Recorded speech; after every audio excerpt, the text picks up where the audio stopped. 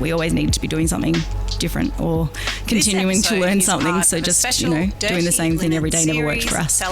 So we, whilst everyone was perfecting sourdough during COVID and everything, we were still working on our koji. Hey everyone, it is Dirty Linen. Listen to all our High Country episodes. Your host, as always, talking food, drink, and all the good things. If you've been listening over the last few days, you will know that Dirty Linen is on the road in the Victorian High Country. We are based in Bright, and we are chatting to people who live, work, and play in the region. And oh my goodness, there is so much to do here. We're having the best time.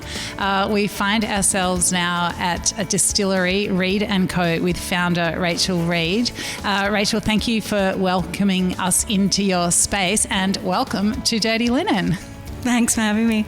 It's so good to be having you on the podcast and to be here in your beautiful space. Set the scene for us. Where are we? So we're in the centre of Bright. We're in a site that we share with a coffee roaster. So we have a distillery door, bar and restaurant, cocktail bar and restaurant here. And then we do a bit of manufacturing around the corner as well. So the Roastery Sixpence is also featuring in this series. So it's there's so much, I guess, collaboration and crossover between the businesses in the region. Yeah, we like to work together. We think it builds a better community and offering for guests as well. Yeah. Tell us the backstory. Like, how do you come to be here doing Reed & Co? So my partner Hamish and I are both chefs. So we had restaurants previous to the distillery, and we originally started playing around with distillation through our cooking, and then started making gin as an add-on to the bars and the restaurants that we had, and then it kind of took over. So then we decided to close those, open distillery, and that was in 2016 we started the distillery, and then we opened in this site in 2017. And what drew you to Bright? The mountains. The lifestyle in the mountains. We had restaurants on Hotham Dinner Plain, and then and we just kind of ended up down the valley instead. I love it. What do you like about being in Bright?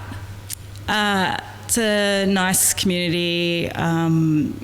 It's you can get outdoors whenever you need to. It's quite relaxing in that sense. There's the river.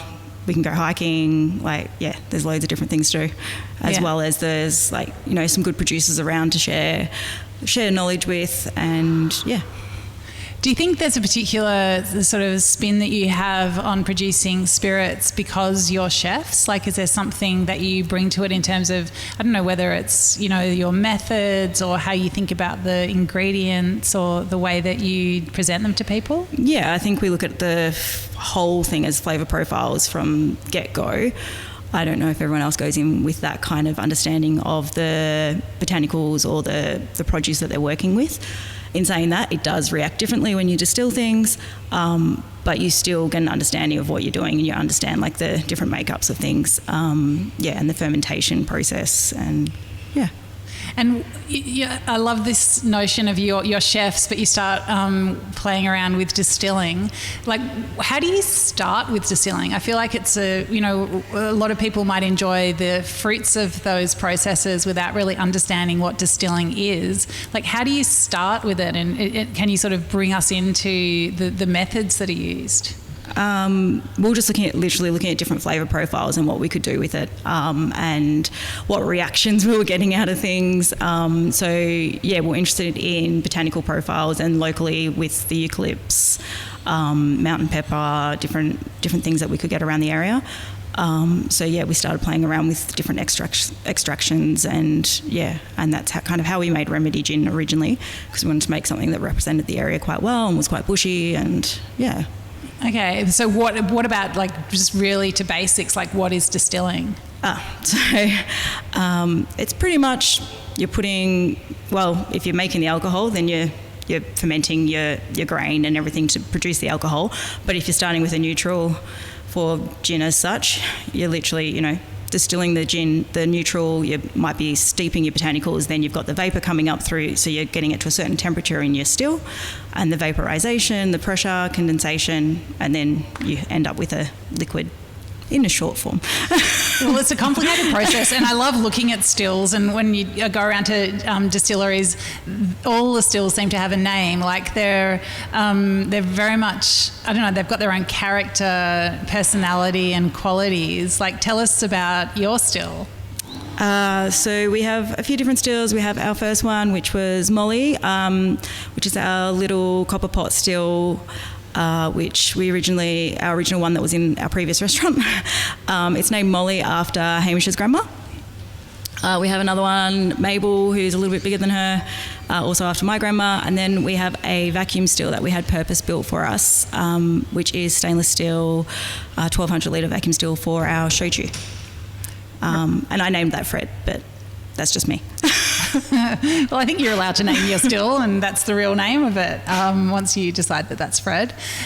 So tell us, I mean, I know that we're going to talk about your new range of shochus, which is so exciting, but perhaps start by taking us into the gin world a little bit. You know, did you start with Remedy and then expand the range? Yes, so we started making what we called an Australian dry at the time, so to represent the area, like I said, so local wild and native botanicals.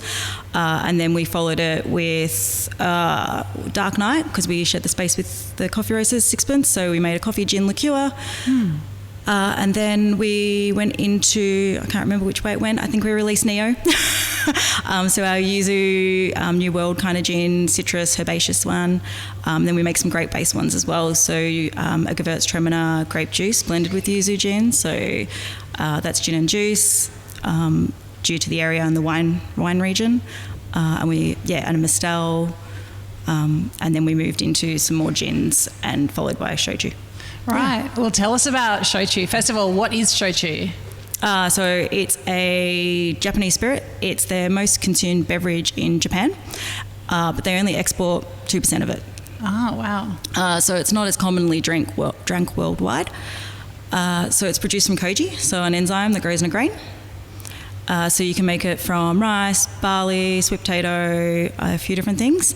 Koji is also the basis of like soy, miso, sake, soju, all different kinds of things.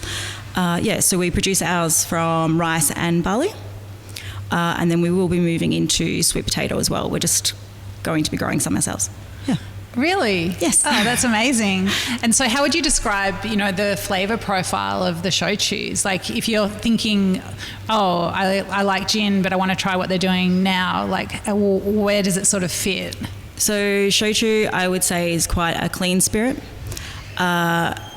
We make our shochu from either biodynamic grain or like we use rain-fed rice. So it's very clean and pure.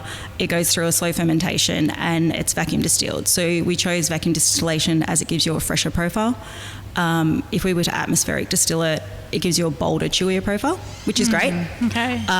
Just not sure if everyone would get that straight away. So it's slightly lower alcohol than a gin.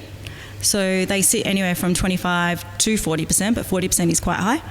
Our rice is 30%, the barley is 35%, and we also make a yuzu shoe, which is only 11%. So nice low alcohol one that's easy drinking for people that don't want to, have something too high alcohol, which is also nice about it. And how has the response been? It's been received quite well.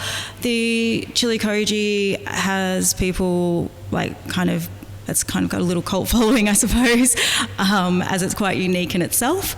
So it's our barley shochu chili liqueur. The yuzu shu pretty similar to that. And then the rice and barley is getting a good response from industry-based people, which is quite nice. It's quite good in cocktails, quite easy to mix. You can do variations on classics with it as well. And it's just great in highballs and nice summery kind of drinks too.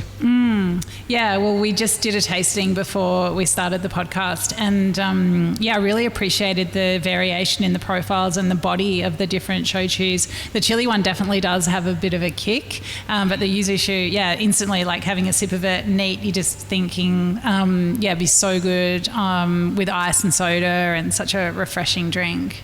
Yeah. So, we make all different sorts of highballs out of them. Traditionally, they're called chu-hais. So we make grapefruit. So the barley and the rice go quite well with grapefruit, pineapple, So we also make a yuzu chuhai can, which goes very well. And it's nice, easy drinking for summer. And then, so they're quite versatile in that sense. Yeah, fantastic. And your chefs, like, you obviously can't keep away from a food offering. So this isn't just a place to come for drinks, there's food here as well. Can you tell us about that? Yeah, so our restaurant Koji Bird, so we cook all over fire. We don't have a regular oven in the kitchen, so just wood-fired grill and oven. So we will like brine things in koji, cook things with koji as well, and then so grilled. So obviously Koji Bird is chicken, and then we have like smoked ducks, vegetable dishes. So it's kind of got a Japanese influence, but it's not Japanese in that sense. Just a lot of ingredients in there. Right, amazing. I mean, can you remember the first time that you came across koji?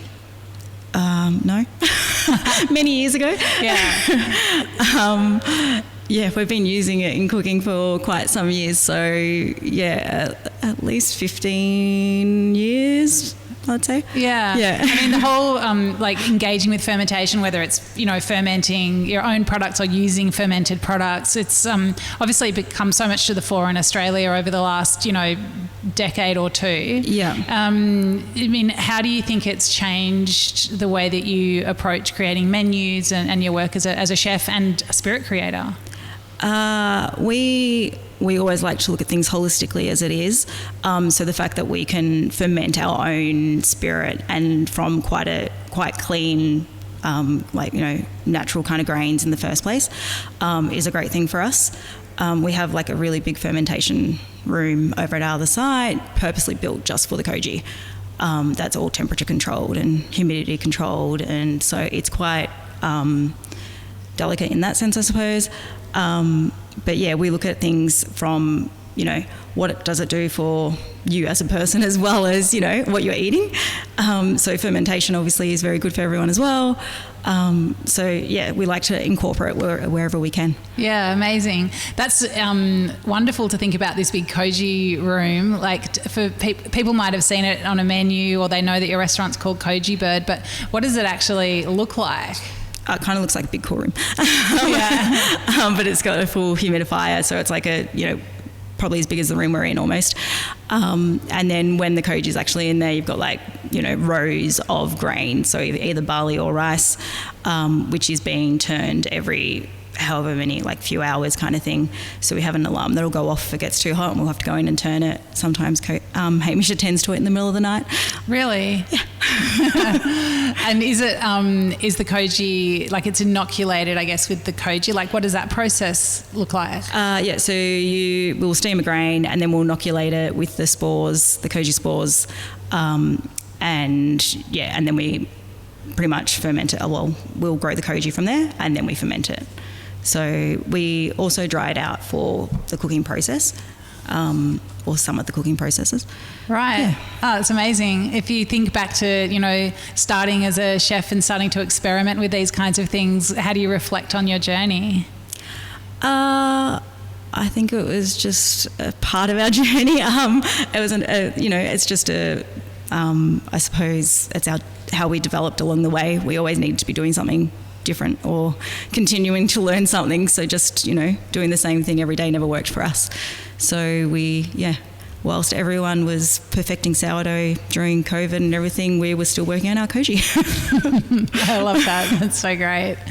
What are some of the other businesses in the area that you love, that you would send friends to? I'd say if you want to go for breakfast, Botanic Helps is always nice around the corner. It's a little shop. She also does distillation, but more in a makeup, oils and kind of things for your skin way, but it's a little cafe as well. So they do good coffee and waffles in the mornings, nice relaxing place. Ringer Reef Winery is always nice to go out to. You can see buffalo. It's got a nice view, sit on the grass out there. Yeah. Yeah, well, Ringer Reef is also appearing in this series, so make sure you look out for that podcast if you haven't heard it already. So we're going to come back and eat at Koji Bird. Rachel, what do you reckon we should order? The set menu is always a nice way to go and sit at the bar so you can see everything happening. So set menu is like 3 shared courses, like representing quite a few different things on the menu, so you get a few different dishes on each course. But if you were just to order for yourselves, the pork tongue yakitori is really good. The Koji bird itself, which has fermented hot sauce and a bird sauce, which is always nice. And everyone goes on about the potatoes, but yeah, they're just potatoes cooked in pine with koji butter. Well, I reckon everyone probably goes on about the potatoes for very good reason. So all of those things will be in front of us, definitely. And what about to drink? Drink-wise, you can either do matched beverage, so matched cocktails, or depending, and then we can just kind of, guide you along the way. We ask if you like boozy, citrusy, sour, sweet, and we can edit it to what everyone likes. Otherwise, if you're just ordering for yourselves, we'd also guide you in that sense, try and give you a mixture of things. So whether you're just starting on highballs and moving through to like a martini towards the end, or Yeah, well, I feel like we could be drinking a lot more highballs in Australia. So thank you for helping us along that journey. Yeah, they're nice and easy drinking. Like, it's not too high a alcohol drink for everyone that's kind of looking for that health conscious thing at the moment as well. And it's going into summer, such a great, you can drink it with soda. You don't have to have too much sugar. Yeah. No, it's absolutely perfect. Thank you so much for introducing us to Reed & Co, Rachel. It's really wonderful to come back after a few years since I've been in this space and to see all the different things that you've done and created. Cannot wait to sit in Koji Bird and try it all. But thank you so much for being with us today. Thank you. Thanks for coming. And look forward to serving you guys tomorrow. Thanks.